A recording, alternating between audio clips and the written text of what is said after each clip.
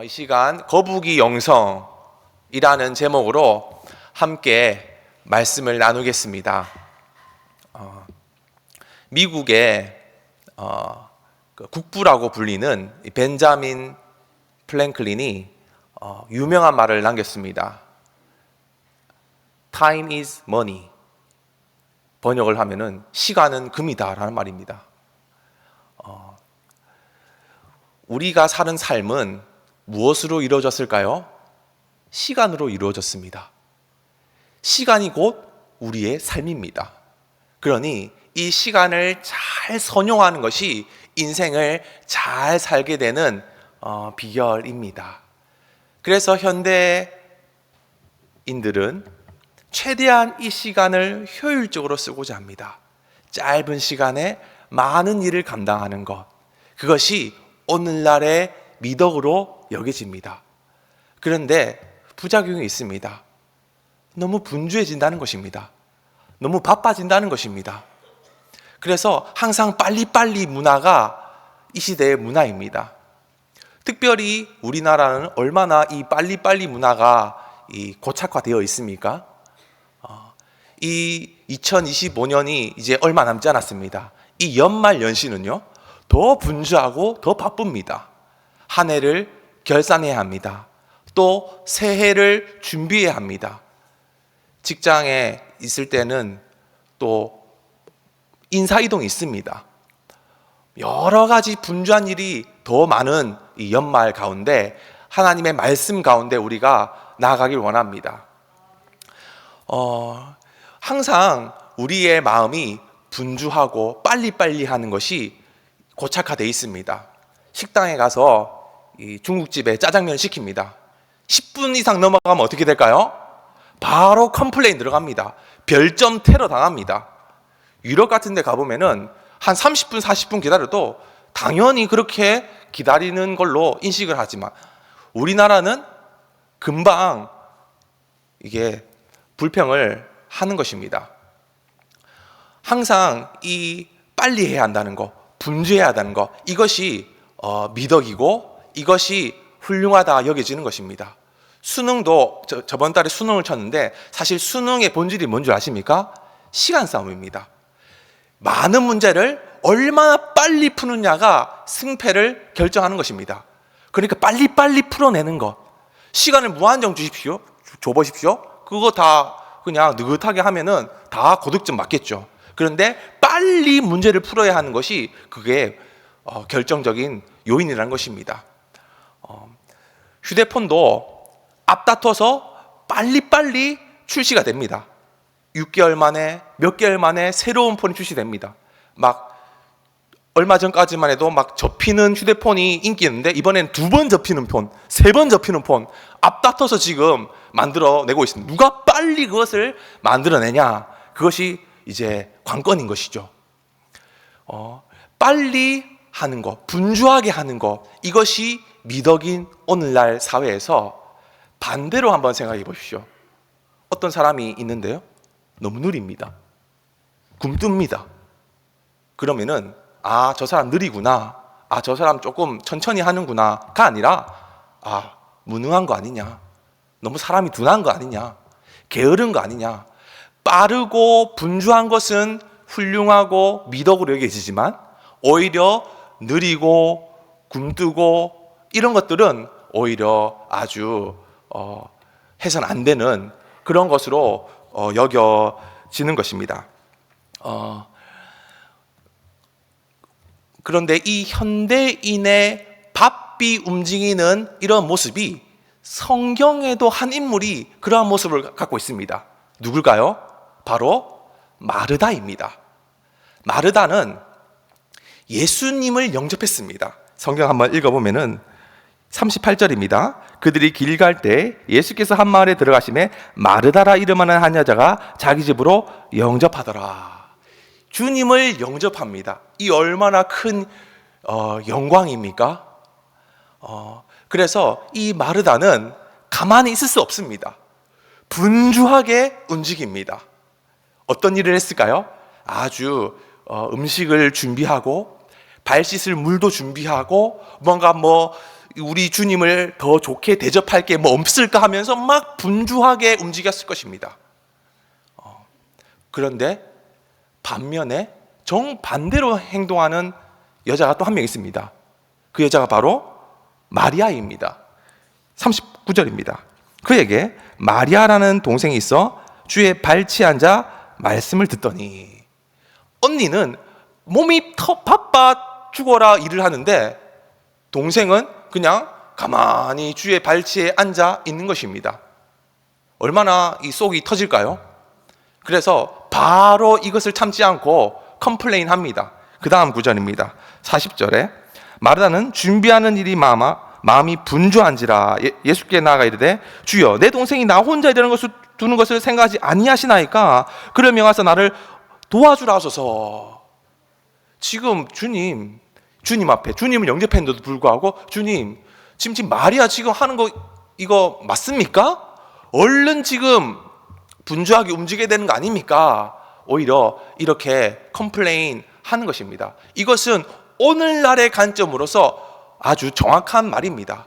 우리가 이 시간이 금인데 분주하고 바쁘게 나아가는 것, 이것이 미덕인 사회에서 마르다 같은 이런 주장은 아주 합당해 보입니다. 그런데 놀랍게 반전된 말씀을 우리 주님이 하십니다. 그것이 뭐냐면은 41절입니다. 주께서 대답하여 이르시되 마르다야 마르다야 네가 많은 일로 염려하고 근심하나 몇 가지만 하든지 혹은 한 가지만이라도 족하니라. 마리아는 이 좋은 편을 택하였으니 빼앗기지 아니하리라. 이렇게 나오는 것입니다. 오히려 네가 지금 많은 일로 분주하다, 마리아가 오히려 더 합당하다, 오히려 마르다를 책망하시는 부분입니다. 우리는 이것을 어떻게 이해해야 할까요? 주님이 오셨을 때 우리 마음은 분주해질 것입니다. 내가 갖고 있는 최고의 음식들, 최고의 어떤 대접들을 하려고 할 것입니다. 제가 이 교육 전도사 시절 때 이제 늘 배고프고 가난한 시절이었습니다. 그래서 늘 이 방학 때가 되면은 교회에서 숙식을 했습니다. 이른바 교숙이라고 합니다. 그래서 유치부실 같은 데에서 그냥 이불 펴놓고 그냥 혼자 자는 겁니다. 그리고 아침에 일어나면은 식사로 편의점에서 삼각김밥 사 먹고 컵라면 사 먹고, 이것이 이제 저의 그 방학 때의 삶이었습니다. 그것을 불쌍하게 여기신 그 당시에 담임 목사님께서 신방 때마다 저를 데리고 가셨습니다.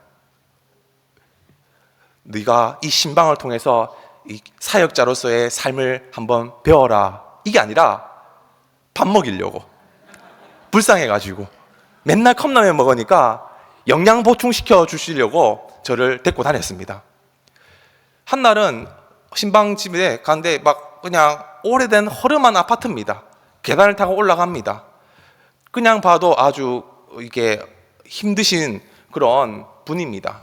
그런데 신방을 받을 때 식사가 나오지 않습니까?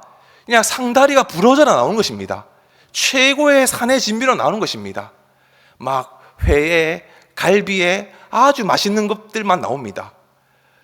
그거 먹고 이제 그날 이제 제가 영양 보충하는 날입니다. 그런데 많은 경우에 음식이 나오고요, 또 다과가 나오고요, 또 차가 나오고요, 또 자꾸 뭐가 나오는 겁니다. 적당히 하고 예배를 해야 되는데 계속 그 나온다고 이게 그 신방을 받으셔야 될 분이 부엌에서 나오지는 않는 겁니다. 이제 그만하고 같이 예배 드립시다. 안 됩니다. 계속 주방에서 뭔가 창 주십니다. 참다 못해가지고 그냥 저희끼리 예배 드립니다. 막 끝날 때쯤에 이제 앉으시고, 그게 이제 제 기억에 남습니다. 목사님이 오셔도 자신의 모든 힘을 다해서 대접했는데 우리 주님께서 오셨다고 생각해 보십시오. 제가 묵상했을 때 저는 잠을 몇 날 며칠 잠을 못 잘 것 같습니다. 주님, 뭘 좋아하는지 몰라서 다 준비했습니다. 이럴 것 같습니다.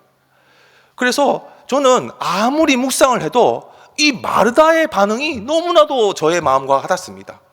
여러분도 그렇지 않습니까? 예수님이 우리 집에 왔다. 어떻게 그냥 있습니까? 최고의 것을 대접하는 것이 오히려 오늘날 시대에 가장 맞는 모습일 것입니다. 그런데 오늘 말씀에 놀라운 것은 야, 그거 아니야. 마르다가 좋은 편을 택했다. 오히려 마르다를 책망하시고 마리아를 칭찬하셨다는 것입니다. 왜 그럴까요? 이것이 무슨 주님의 의미가 담겨져 있을까요? 여기서 이 마리아의 이 행동을 주목해야 합니다. 여기 보면은 39절입니다. 39절에 보니까 그에게 마리아라는 동생이 있어 주의 발치에 앉아 그의 말씀을 듣더니 이렇게 나옵니다. 주의 말씀을 듣는데 어떤 위치에서 하냐? 주의 발치에서 말씀을 듣습니다. 이것이 이 당시의 격언입니다. 그냥 발밑에 앉았다가 아니라 예수님의 제자로서 그분을 따라갔다는 걸 말합니다. 한번 성경을 한번 찾아보겠습니다. 신명기 33장 3절을 한번 찾아보겠습니다. 신명기 33장 3절입니다. 구약 성경 317쪽에 있습니다. 신명기 33장 3절입니다. 317쪽에 있습니다. 다 같이 한번 읽어보겠습니다.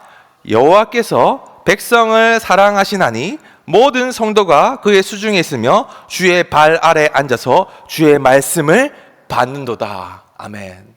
이미 주의 발치에서 말씀을 받는 사람들이 있습니다. 그 사람들이 누굽니까? 바로 주께서 사랑하시는 성도들입니다. 이것이 이 신약 성경에 와서 바로 예수님을 따라가는 제자라고 이제 사람들이 격언처럼 사용하는 것이죠. 마리아는 여자이기 때문에 공식적인 제자에 들 수 없습니다. 이 당시는 여자는 사람 취급 안 하니까요. 빼버립니다. 하지만 이 누가복음은 여자를 더 인정해주는 복음서이기 때문에 그녀도 예수님의 제자라는 것을 은연중에 표현하고 있는 것입니다. 그래서 이 마리아의 모습은요, 예수님의 제자가 되어 예수님의 말씀 듣는 것에 나의 삶을 쏟았다는 것을 말합니다. 오늘날의 사회는요, 분주합니다. 바쁩니다. 여러 일들을 해야 내가 더 주님 앞에 인정받는 것으로 생각합니다. 하지만 주님은 오직 주의 말씀 듣기를 기뻐하는 그 일 가운데 오직 영광 받으시는 겁니다. 마음이 분주하다. 이 성경 말씀은요, 마음이 여러 갈래로 나뉘어 있다는 말입니다. 그러니까 오히려 우리 주님께서는 오직 하나의 마음으로 한 가지 일에 집중해서 오직 주의 말씀을 듣는 이 마리아를 칭찬하신 것이죠. 우리의 신앙생활의 방식도 다르지 않습니다. 이 시대는요, 마르다보다 훨씬 더 바쁜 시대입니다. 훨씬 더 많은 일을 감당해야 합니다. 이럴 때일수록 우리는 오직 주의 말씀 듣기에 올인해야 한다는 것입니다. 유명한 책 중에 One Thing이라는 책이 있습니다. 정말 인생을 훌륭하게 세팅하기 위해서는 여러 사람들이 분주한 일 가운데 오직 한 가지 일에만 집중해야 한다. 이것이 바로 인생을 성공하는 비결이라고 주장합니다. 저는 이 책을 보면서 신앙생활도 같다는 것을 저는 생각했습니다. 우리가 여러 분주한 일을 할 수 있지만 무엇보다도 중요한 것이 뭡니까? 오직 주님의 말씀 앞에 나가는 것입니다.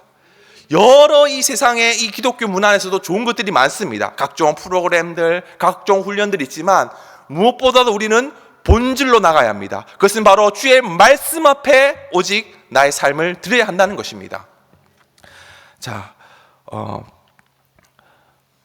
오늘 말씀의 제목이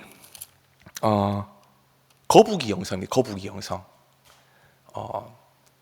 저희 아들이 동물을 좋아해가지고 잘 때마다 이제 동물책을 많이 읽어주는데요. 제일 좋아하는 책이 상어입니다. 그 중에서 조스를 제일 좋아합니다. 백상아리. 그런데 그 동화책에서 그 상어가 먹이를 물고 있는 장면을 봤습니다. 근데 수많은 먹이가 있을 텐데 거북이를 물고 있더라고요. 거북이를 먹는데 그 사진에서는 거북이를 먹는데 실패한 사진입니다. 딱딱해서 이빨이 빠져서 못 먹는 장면이었습니다. 전 그걸 보고 오히려 이 말씀의 묵상을, 인사이트를 얻었습니다. 거북이 영성, 이것이 무엇일까요? 여러분, 육지 동물 중에 가장 오래 사는 동물이 무엇인지 아십니까? 바로 거북이입니다. 거북이는 기본 100년 삽니다. 오래 사는 거북이는 200년도 삽니다. 그 이상 사는 거북이도 이미 기네스북에 올라와 있습니다. 그에 비해 이제 토끼와 거북이가 또 생각나더라고요. 토끼는요 1년밖에 못 삽니다. 우리가 토끼와 거북이 이야기를 들을 때 토끼가 똑똑하고 잘났고 거북이는 미련하고 멍청해 보이는데, 오히려 이 현실에서는 토끼는 금방 죽고요, 거북이는 장수하더라고요. 그 이유를 보니까 토끼는요 1분에 심장 박동수가 무려 300회에서 400회입니다.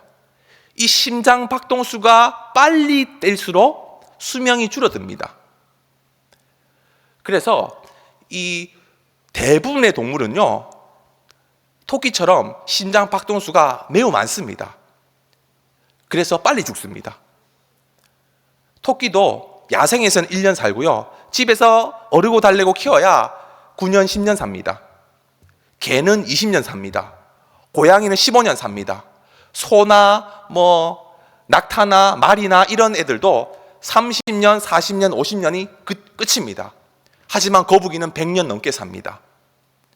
왜냐하면 심장 박동수가 다르기 때문입니다. 거북이는 1분에 10회밖에 안 뜁니다. 그러니까 거북이입니다. 이 사바나 이런 밀림의 초식 동물들은요 위기가 닥쳤을 때 빨리 뜁니다. 토끼가 빨리 도망갑니다. 사슴이 전력 질주합니다. 심장 박동수가 더 뜁니다. 그리고 그 토끼 사슴을 잡아먹으려는 사자나 호랑이도 막 뜁니다. 왜냐? 잡아먹어야 사니까요. 그리고 심장 박동수는 더 뛰겠죠. 초식 동물들은 살아남기 위해서 달리고요, 또 맹수들도 잡아먹어서 살아남으려고 달립니다. 그러니까 둘 다 달리는 겁니다. 그리고 둘 다 빨리 죽습니다. 이것이 오늘날의 사회입니다. 이 땅에 여러 사람들이 있을 것입니다. 높은 자나 낮은 자나 다양한 사람이 있을 것입니다. 공통점은요 모두 다 달린다는 것입니다. 분주하게 나의 삶을 살아간다는 것입니다. 왜 분주할까요? 내가 더 잘 살아보기 위해서, 내가 더 행복하기 위해서 끊임없이 달리고 분주하게 나갑니다. 하지만 그 달리고 분주한 것 때문에 일찍 수명이 끝나는 것입니다. 내가 열심히 직장 생활해서 열심히 돈을 벌어서 내가 살아가야지 할 때 오히려 스트레스 받아서 병에 걸리는 것입니다. 내가 분주하게 나의 삶을 읽어 나가야겠다 할 때 오히려 그 분주함에 마음을 빼앗겨 어려움을 겪는 것입니다. 우리는 거북이 영성이 필요하다는 것입니다. 거북이는 다릅니다. 거북이는요 상어나 맹수가 닥칠 때 어떻게 할까요? 빨리 달릴까요? 그렇지 않습니다. 가만히 있습니다. 얼굴 집어넣고 팔다리 집어넣고 그 등껍질에 숨어서 끝까지 버팁니다. 막 사자가 물어뜯고 악어가 막 씹고 발로 차고 해도 끝까지 버팁니다. 토끼는 달릴 때 하나님 생각 못할 겁니다. 달린다고 분주하니까요. 근데 만약에 제가 거북이였다면 꼼짝없이 가만히 있는 상태에서 무슨 생각했을까요? 하나님 제발 살려주십시오, 도와주십시오. 오히려 하나님께 나가는 그런 마음을 얻게 된다는 것입니다. 이 분주한 시대, 모두가 다 달려가고 있는 시대에 하나님의 사람들은요 똑같이 이 레이스, 이 전력 질주하는 트랙을 달리는 게 아닙니다. 오히려 거북이처럼 머리를 숙이고 두 손을 모으고 엉덩이를 시켜들고 주여 불쌍히 여기십시오, 기도하며 나가야 한다는 것입니다. 마리아가 주의 발치에서 말씀을 들었습니다. 그리고 그 이후에 제자된 삶을 살았을 것입니다. 어떤 삶을 살았을까요? 성경은요, 항상 연결되어 있습니다. 성경은 항상 그 맥락으로 이해합니다. 우리가 누가복음 10장의 마지막을 읽었습니다. 그렇다면은 그 다음 내용이 무엇일까요? 바로 누가복음 11장입니다. 이 10장의 마지막 절과 11장의 첫 절은 연결되어 있습니다. 한번 같이 읽어볼까요? 예수께서 한 곳에서 기도하시고 자치심에 제자 중 하나가 여짜오되 주여 요한이 자기 제자의 기도한 걸 같이 우리에게 2절입니다. 예수께서 이르시되 너희는 기도할 때 이렇게 하라. 아버지여 이름이 거룩히 여김을 받으시오며 나라가 임하시오며. 아멘. 마리아가 주의 발치에서 말씀을 들었습니다. 이것은 그냥 얼떨결에 그냥 예수님 오셨으니까 한 말씀 듣자가 아니라 예수님의 제자로 나아가는 것입니다. 그리고 예수님의 제자로 나아가는 삶에 우리 주님께서 하신 일이 무엇입니까? 너희는 이렇게 기도하라는 것입니다. 분주하고 바쁜 이 삶 가운데서 우리가 붙잡아야 할 가치가 무엇이냐? 너희는 이렇게 기도하라는 것입니다. 여러분, 이 분주한 마음을 어떻게 다스리겠습니까? 이 아주 하루아침에 눈부시게 달려가는 이 트랙 가운데 우리가 어떻게 마음을 붙잡겠습니까? 오직 주님 가르쳐 주신 이 기도를 붙잡고 나가는 것입니다. 주님께서는 그래서 제자들에게 너희는 이렇게 기도하라고 가르쳐 주셨습니다. 이 애낙골의 이 밤 가운데서 우리가 해야 할 일은 이 분주한 마음 가운데 어떻게 하면은 내년에 더 많은 일을 할까? 어떻게 하면 더 바쁘게, 더 효율적으로, 남들보다 더 빨리 살아갈까가 아니라 오히려 거북이처럼 주님 붙들고 나아가는 기도의 시간을 갖는 것입니다. 여러분 믿으십니까? 분주한 이 시대 속에서 하나님의 사람들은 오직 기도하는 것입니다. 우리는요, 기도할 때 바쁘게 기도 못합니다. 바쁘게 우리가 기도하려고 합니다. 천국도 바쁘게 가려고 합니다. 천국은 바쁜 사람이 가는 곳이 아닙니다. 우리가 천국에 가서도 너무 바쁘다, 시간이 없다 할까요? 거긴 영원한 시간인데 오히려 여유와 평온을 가지고 살아갈 것입니다. 우리가 하나님 나라를 세워간다고 생각해 보십시오. 바쁘게 세워갈 수 있을까요? 바쁘게 천국을 경험할 수 있을까요? 그것은요, 애굽입니다. 애굽은요, 바빠야 됩니다. 하루에 벽돌 몇 개 구웠어, 그거 카운트하는 것입니다. 할당량 못 채우면 채찍 들어갑니다. 할당량 못 채우면 성과 깎입니다. 그게 애굽의 마인드입니다. 여러분, 애굽의 마인드로 살아가시겠습니까? 하나님 나라의 마인드로 살아가시겠습니까? 우리는 오히려 너희는 바빠야 돼, 너희는 분주해야 하는 이런 가스라이팅에 속지 마십시오. 오직 기도로 나아가십시오. 하나님 나라가 임하는 그 순간 오히려 하나님께서 우리에게 주시는 그 평강, 그 여유, 그 안식이 우리에게 임할 것입니다. 그러한 하나님의 놀라운 임재가 흘러가는 이 밤 되기를 축복합니다.